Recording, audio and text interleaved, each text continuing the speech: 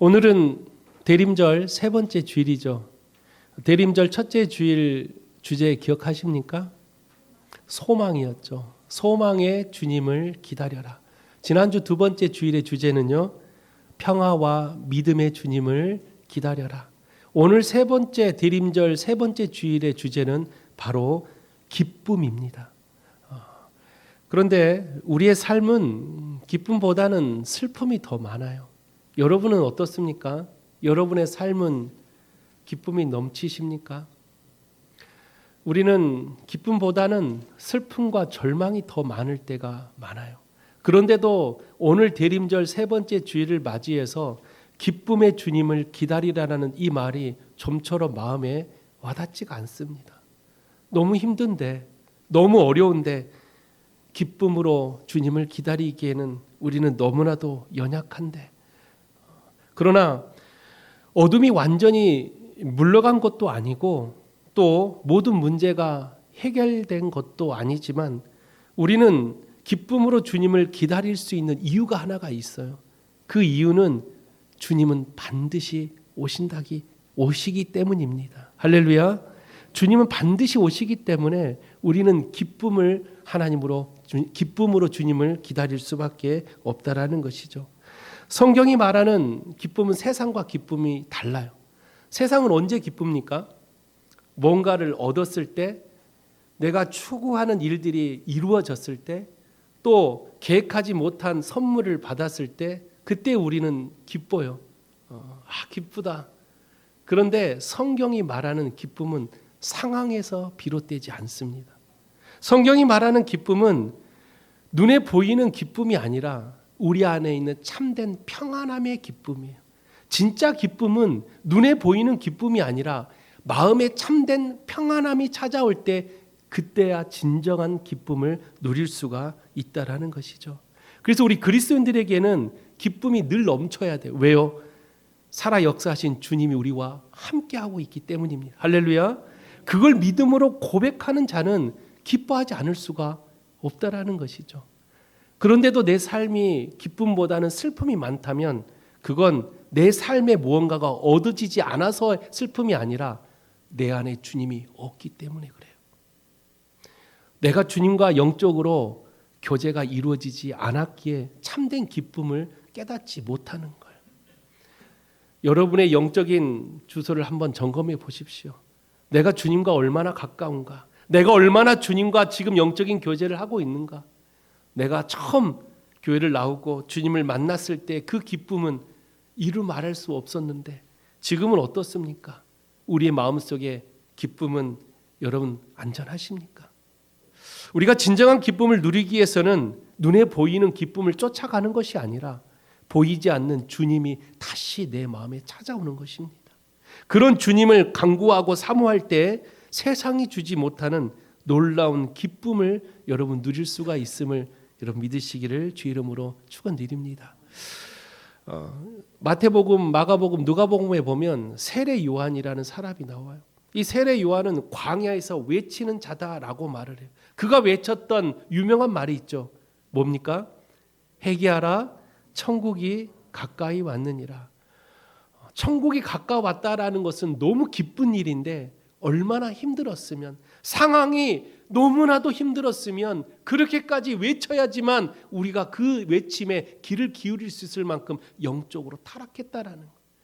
시대는 암울했어요. 세례 요한이 외쳤던 시대는 기쁨이 없는 시대였어요. 그럼에도 불구하고 세례 요한은 기쁨으로 외쳤습니다. 회개하라, 천국이 가까이 왔다. 세례 요한은 기쁨으로 이걸 외쳤어요. 왜요? 주님은 반드시 오시기 때문에. 회개하라, 천국이 가까이 왔다라는 것은 세상이 주지 못하는 참된 기쁨을 우리가 마음속에 품고 살아가자라는 세례 요한의 기쁨의 외침이었다라는 거예요. 여러분들 신앙생활을 하면서 힘든 일이 참 많겠지만 내 안에 계시는 주님을 바라보고 기쁨으로 한번 나아가 보십시오. 그런 자들에게는 긍정의 힘이 생겨요. 할 수 없다 하면 할 수 있는 일도 못하게 됩니다. 그런데 나는 할 수 없지만 내 안에 주님의 역사가 이루어지면 모든 것을 할 수 있다라는 그런 믿음을 가지시고 삶을 살아가다 보면 어떠한 고난도 어떠한 힘듦도 우리는 기쁨으로 이겨낼 수 있다라는 것입니다. 오늘 본문의 사도 바울도 상황이 여의치 않았어요. 바울 사도는 오늘 빌립보서는 옥중서신이라 그래서 감옥에 갇혀서 썼던 편지예요. 그러면 바울은 기쁨이 넘쳤을까요? 상황은 너무나도 고됐죠. 언제 죽을 줄 모르는 감옥 속에 갇혀 있었던 사도 바울. 그런데도 사도 바울은 오늘 본문 4절에 뭐라고 말합니까? 주 안에서 항상 기뻐하라. 내가 다시 말하노니 기뻐하라. 어떻게 이렇게 말할 수 있을까? 본인이 언제 죽을지 모르는 감옥 속에 갇혀 있음에도 불구하고 사도 바울은 항상 기뻐하래요. 항상. 바울 사도의 이 믿음을 우리는 본받아야 됩니다. 여러분의 삶이 삶의 감옥이라 그래요. 우리도 감옥은 아니지만 삶의 감옥 속에서 헤어나지 못하는 사람들이 너무나도 많이 있어요. 그런 상황 속에서도 사도 바울의 말을 우리는 떠올라야 돼요. 기뻐하라. 항상 기뻐하라. 어디서요? 주 안에서. 이런 사도 바울의 이 말이 우리에게는 희망이 되고 소망이 됩니다. 오늘을 살아가는 우리가 기뻐할 수 있는 이유가 하나도 없지만 그럼에도 불구하고 우리가 기뻐해야 될 이유는 우리에게 오시는 주님은 우리를 살리시고 우리를 하나님의 나라로 이끄시고 영원한 우리의 구원을 주시는 하나님이시기에 우리는 기뻐할 수 있는 은혜가 있다라는 것입니다. 사랑하는 송파학교 성도 여러분, 우리 대림절 세 번째 주일에 오늘 함께 예배를 드리는데 여러분 이렇게 고백을 한번 해보시기를 부탁을 드립니다. 주님, 상황은 여전히 겨울 같지만 우리는 이미 봄을 기다리는 사람이 아니라 봄이 올 것을 아는 사람으로 기뻐합니다. 할렐루야. 다시 한번 말씀을 드릴게요. 주님, 상황은 여전히 겨울 같지만 우리는 이미 봄을 기다리는 사람이 아니라 봄이 올 것을 아는 사람으로 기뻐합니다. 이 기쁨을 아는 자가 진짜 기뻐할 수 있어요. 우리 모든 성도들이 이 기쁨이 우리의 예배 가운데 스며들기를 소망합니다. 우리의 말과 우리의 태도와 우리의 삶 속에 스며들기를 다시 한번 주의 이름으로 부탁을 드립니다. 세상이 알지 못하는 그 기쁨이 여러분의 삶 가운데 넘쳐 참된 기쁨을 누리시는 축복의 사람들이 되시기를 주의 이름으로 축원드립니다. 그러기 위해서 우리가 세 가지를 알아야 돼요. 어떻게 하면 참된 기쁨을 누릴 수 있을까? 오늘 본문은 사도 바울은 우리가 참된 기쁨을 누릴 수 있는 세 가지 조건을 제시하죠. 첫 번째는 우리가 참된 기쁨을 누리기 위해서는 세상이 알지 못하는 기쁨의 근거를 깨달아야 한다라고 말을 해요. 기쁨의 근거. 여러분의 기쁨의 근거는 어디입니까? 어떤 여성분은 내 기쁨의 근거는 명품입니다. 이렇게 이야기를. 명품이 내 손에 있으면 그냥 저절로 콧노래가 나와요. 또 어떤 남자는 내 기쁨은 멋진 자동차입니다.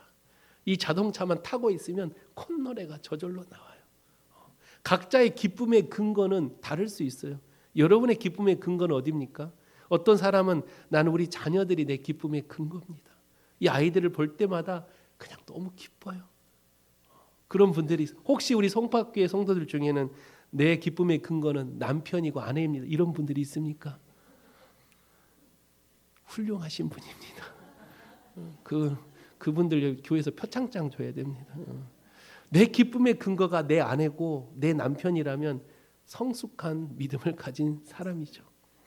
그런데 제가 무엇을 말하려고 하냐면 이 기쁨의 근거가 뭐 명품이고 자동차고 남편이고 아내고 물론 각자 다를 수 있지만 중요한 건 그 기쁨의 근거는 영원하지 않다라는 거예요. 영원하지가 않아요. 한때는 내 기쁨의 근거가 돼서 이것만 가지면 너무 기뻐. 그런데 어느 순간 이걸 가져도 더 이상 기쁨이 오지 않을 때가 와요. 사람이라는 건 욕심이 참 많아요. 서면 앉고 싶고 앉으면 눕고 싶어요.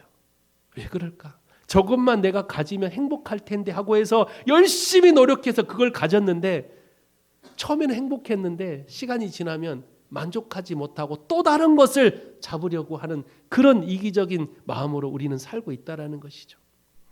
왜요? 기쁨의 근거는 영원하지 않기 때문에 그래요. 세상이 말하는 기쁨은 영원하지가 않아요. 그래서 우리 그리스도인들은 환경에서 기쁨을 찾으려고 하지 마십시오. 눈에 보이는 기쁨의 근거는 영원하지 않기 때문에 이 기쁨의 근거를 세상 가운데 찾고 있는 사람이라면 그 기쁨의 근거는 영원하지 않다라는 것을 빨리 깨달으시기를 다시 한번 주 이름으로 부탁을 드립니다. 여러분들도, 우리 송파교회 성도들도 이 기쁨의 근원이 눈에 보이는 것이라면 우리는 빨리 그걸 내려놔야 돼요. 진짜 기쁨의 근원은 어디냐? 오늘 사도 바울이 말하는 주 안에서 그 기쁨의 근거를 찾아야 돼요. 주 안에서 기쁨의 근거를 찾을 때 그 기쁨의 근거는 영원하다라는 거예요. 왜요? 주님은 영원히 변하지 않기 때문입니다. 주님은 영원 불멸이죠. 우리에게 주시는 그 기쁨은 영원하다라는 거예요. 그래서 우리의 기쁨은 세상이 아니라 주 안에서 찾을 때 그 기쁨은 영원하다라는 것입니다. 저는 우리 성박교 성도들이 그런 기쁨을 누리시는 성도들이 되시기를 부탁을 드립니다. 오늘 바울 사도가 말하는 주 안에서 항상 기뻐하라. 내가 다시 말하노니 기뻐하라. 이 기뻐하라라는 말을 2번이나 반복했어요. 그건 뭐예요? 강조한다라는.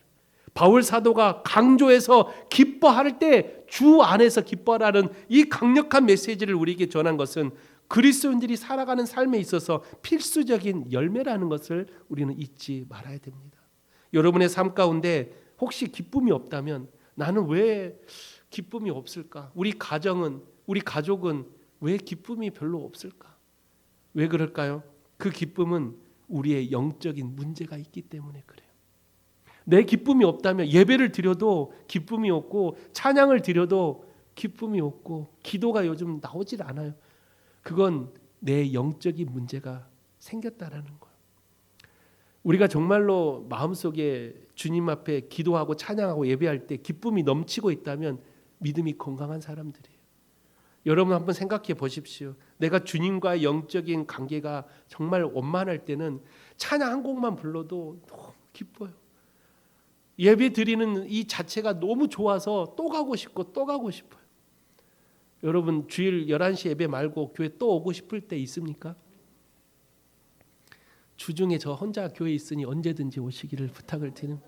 기쁨이 있어야 돼요. 교회 오는 발걸음이 너무 기뻐야 돼요.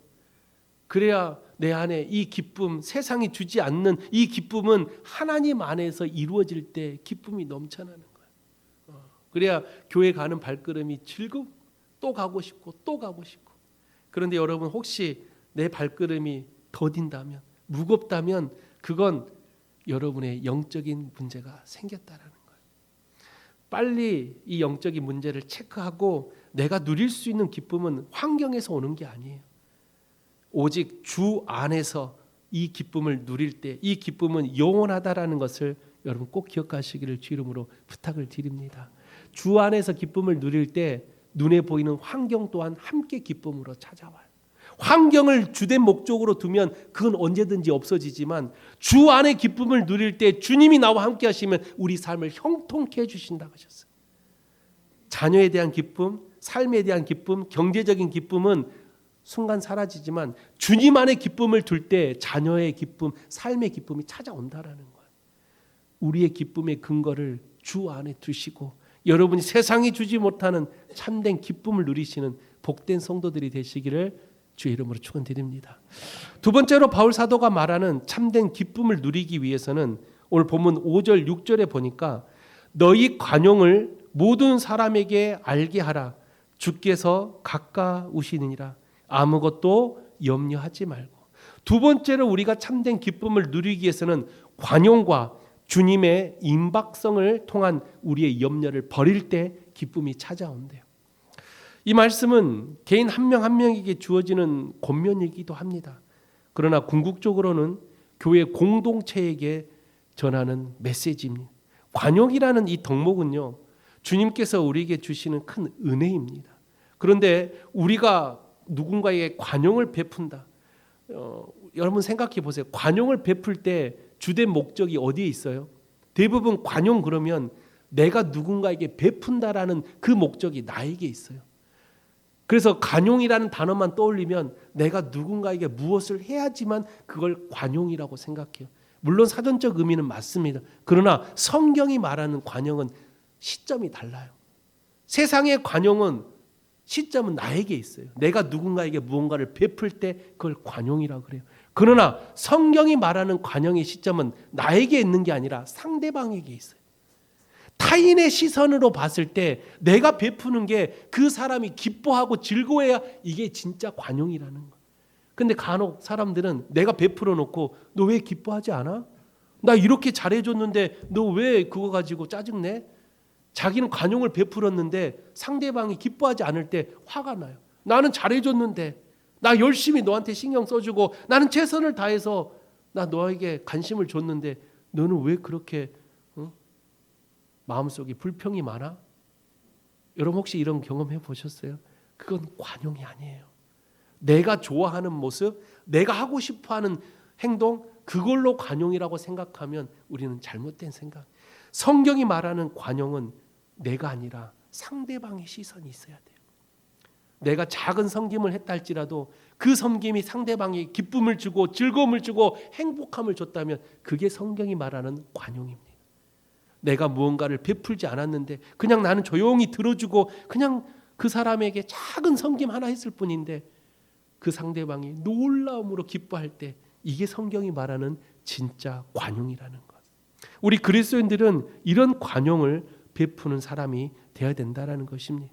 모두가 내 중심에서 타인의 중심으로 시선을 옮겨갈 때 진정한 관용을 베풀 수가 있다는 것입니다. 우리 송파교회 성도들은 어디 가서든 이런 관용을 베푸는 사람이 되십시오. 내 생각으로 베푸는 게 아니라 상대방의 시선에서 진정한 섬김과 사랑을 베푸는 그런 우리 송파교회 성도들이 되시기를 부탁을 드립니다. 또한 주의 임박성이라는 것은 이 사도 바울이 말하는 주께서 가까우시다라는 이 주의 임박성이라는 것은 종말론적인 신앙이에요. 근데 이 종말론적인 신앙은 오해하기 딱 좋죠. 종말론적인 신앙을 주장하는 사람들한테 간혹 그런 말을 해요. 혹시 염세주의자입니까? 내세주의자입니까? 이런 말을 많이 해요. 그 말은 뭐냐면 이 세상은 어차피 힘드니까 빨리 주님 오셔서 주님 나라 가고 싶다라는 세상의 미련을 두지 않고 하나님 나라를만 바라보고 살아가는 사람. 어떻게 보면 믿음이 좋을 것 같다라고 생각해 하지만 아니요.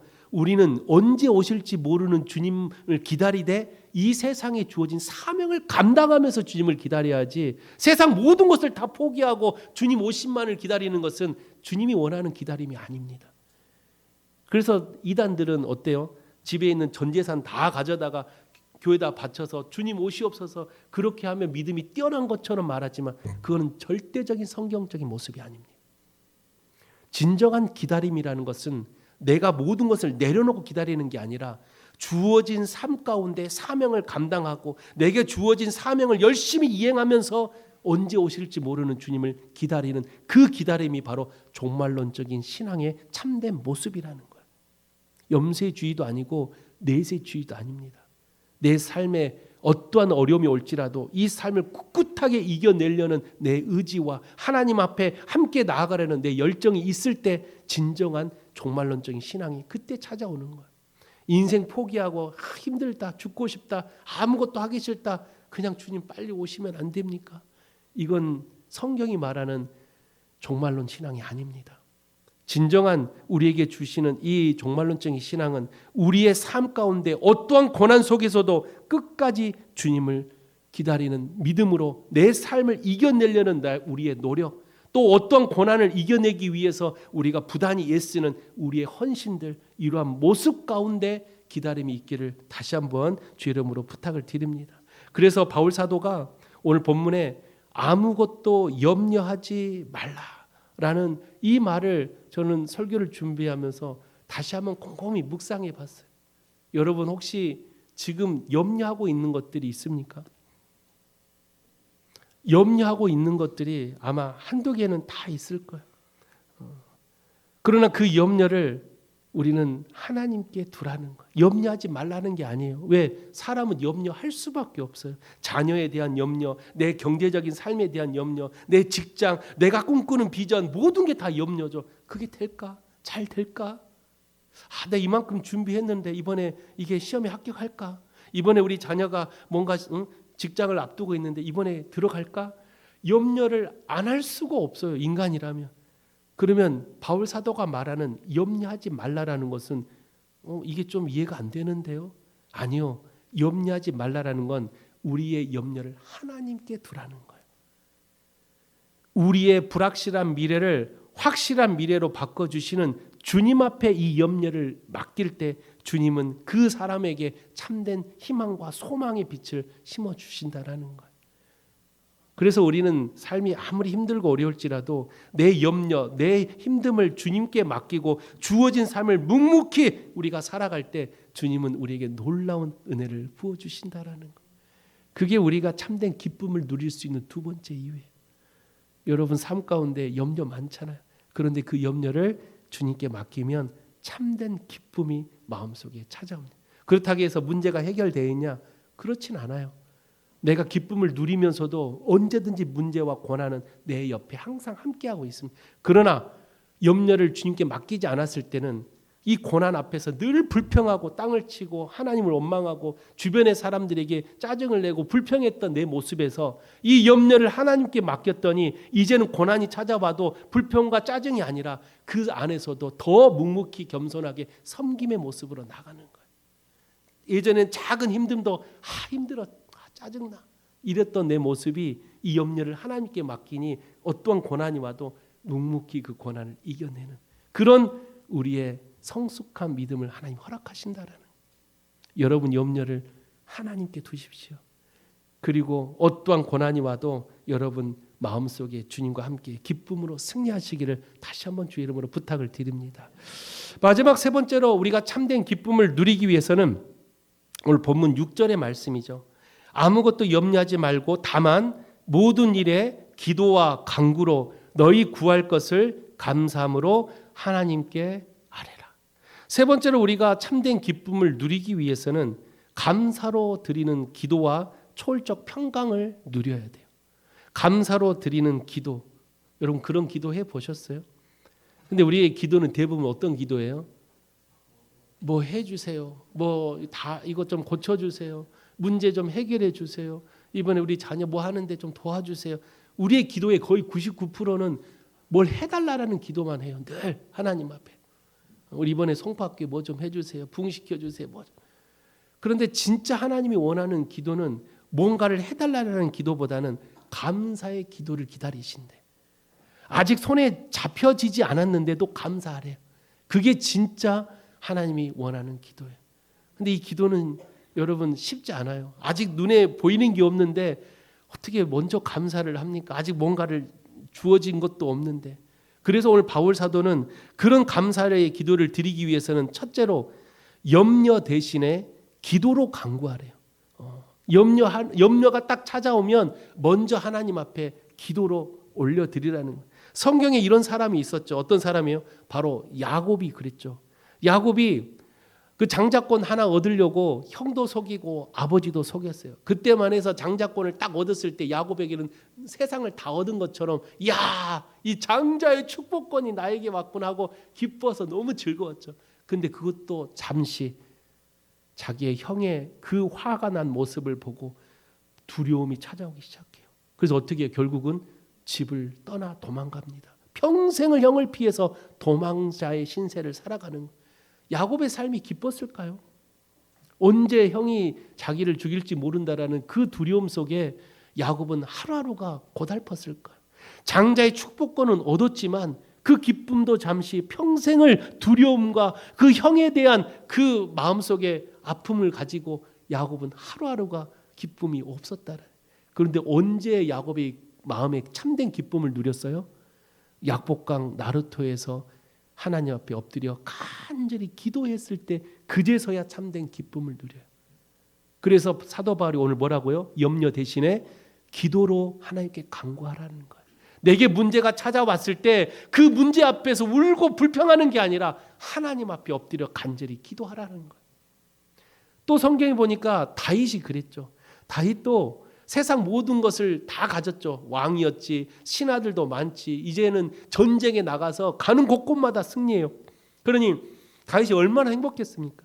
근데 다윗이 어느 날 성전을 딱 거닐고 있었는데요. 누가 눈에 들어왔어요? 밧세바라는 인간의 이 마음을 유혹하는 사단이 딱 보이는 거예요. 그래서 결국은 어떻게 해서 다윗이 그 유혹에 넘어가 죄를 짓게 됩니다. 바울이 마음속에 순간적인 두려움이 찾아와요. 그래서 어떻게 했어요? 그 두려움이 자신의 모든 것을 무너뜨리는 사리 분별을 못하는 그런 행동을 하게 돼요. 자기의 충신이었던 우리아를 전쟁터에서 나가서 죽이게 만드는 그런 일까지 저질렀던 다윗. 자신의 죄를 덮고자 그 죄를 덮고자 더 큰 죄를 지었던 다윗이었어요. 마음에 기쁨이 있었을까요? 두려움과 공포가 더 왔을 거예요. 그런 다윗이 언제 참된 기쁨을 누렸냐? 나단 선지자의 흉계를 듣고 다윗은 그 즉시 침상이 자적도로 맨날 며칠을 울면서 하나님 앞에 용서를 구했어요. 진정한 용서를 구하고 왕으로서 체면을 뒤로 한 채 그 침상이 다 젖도록 펑펑 울었어요. 하나님, 나를 용서해 달라고. 그런 다윗의 간절한 그 기도가 마음속에 염려가 기쁨으로 바뀌는 순간이었어요. 여러분도 삶 가운데 얼마나 눈물로 기도해 보셨습니까? 얼마나 하나님 앞에 나의 죄를 회개하고 하나님 앞에 나가 본 적이 있습니까? 염려 안에 늘 불평하고 염려 안에 늘 우리는 짜증만 냈던 우리의 삶을 우리는 반복하며 살고 있다는 것입니다. 진정한 기쁨은 하나님께 기도할 때 생기는 거예요. 모든 것을 염려를 하나님 앞에 놓고 기도로 하나님께 간구할 때 진정한 기쁨을 누릴 수가 있다는 것이죠. 또한 두 번째로 바울 사도는 뭐라 그랬어요? 염려 대신에 감사함으로 하나님께 아뢰라는 것. 감사는 성경에서 참 많이 등장하는 단어입니다. 우리가 감사한다라는 것은 무언가를 손에 쥐어져서 감사가 아니라 보이지 않았지만 주님이 주실 것을 확신하고 우리는 감사함으로 나가요. 그래서 우리가 기도를 하잖아요. 그런데도 우리는 감사하면서 기도하래요. 아직 기도의 응답을 받지도 않았는데, 근데 왜 기도할 때 감사함으로 기도하라 그래요? 그 기도가 반드시 응답될 것을 우리는 믿음으로 고백하니까. 근데 어떤 사람은 그렇게 기도해놓고 교회 문을 딱 열고 나가면서 이게 될까? 걱정이 앞서죠. 그렇게 기도하고 다시 세상에 나가면 다시 또 걱정과 염려 속에 살아가요. 그래서 우리는 그 기도를 하고 나서 어떻게 해요? 감사함으로 하나님께 오히려 먼저 이야기하십시오. 기도했어요. 아직 응답 받지 못했지만 감사합니다 하나님. 왜요? 나에게 주실 것이잖아요. 나의 기도 응답 받을 거잖아요. 하나님 감사합니다. 너무 감사합니다. 감사하는 자에게는 얼마나 하나님의 그 마음을 보시고 아직 주지 않았는데도 저렇게 감사하다니 하고 하나님 더 많은 것으로 채워주시는 거예요. 우리는 눈에 보이는 것에 대한 감사가 아닌 받을 것에 대한 감사를 하시기를 다시 한번 부탁을 드립니다. 그래서 우리에게 주는 하나님의 그 은혜는 기도로 하나님께 간구하고 감사함으로 하나님께 간구하여 우리의 염려가 아닌 늘 기쁨을 누리는 그런 복된 성도님들이 되시기를 주님으로 부탁을 드립니다. 이 모든 훈련을 다 마쳤을 때 그제서야 하나님은 우리에게 참된 기쁨을 주시는데 그 기쁨이 어떤 기쁨이냐? 오늘 본문 7절의 기쁨이에요. 우리 다 같이 한번 한 목소리로 묵상해 볼까요? 시작. 그리하면 모든 지각에 뛰어난 하나님의 평강이 그리스도 예수 안에서 너희 마음과 생각을 지키시니라. 할렐루야. 이 평강은 우리가 노력해서 얻는 평강이 아니에요. 하나님으로부터 오는 전적인 평화, 아가페적인 평화. 아무것도 우리는 할 수 없지만 하나님이 주시는 이 평화는 우리가 얻을 수 있는 평화가 아니라 하나님의 놀라운 은혜의 평화라는 것. 우리는 염려를 하나님께 맡기고 기도했을 뿐인데, 염려를 하나님께 맡기고 감사함으로 아뢰었을 뿐인데, 하나님은 우리에게 세상이 주지 못하는 참된 평강을 주신다라는 것. 그런 하나님의 평강을 우리 마음속에 가지고 살아가는 사람이라면 그 삶을 들여다보는 성도들은 얼마나 행복할까? 늘 기도가 넘치고 늘 감사가 넘치고 비록 삶은 고단하고 문제가 집안에 많이 있다 할지라도 감사함으로 아뢰고 기도함으로 아랠 때 하나님은 그 마음의 중심을 보시고 참된 평강을 허락해 주신대요. 그러면서 모든 지각에 뛰어나신 주님께서 우리의 마음과 생각을 지켜주신대. 불평하지 않게끔, 짜증나지 않게끔, 다른 곳으로 향하지 않게끔 우리의 마음과 생각을 지켜주신다는, 이게 제일 힘든 거잖아요. 주님 사랑합니다 100번도 외칠 수 있지만 우리의 삶의 행동 속에서 주님을 더 사랑하는 건 우리의 참 어려운 일이에요. 그런데도 우리의 마음과 뜻을 지켜주신다라는 이 주님의 은혜가 얼마나 감사한지.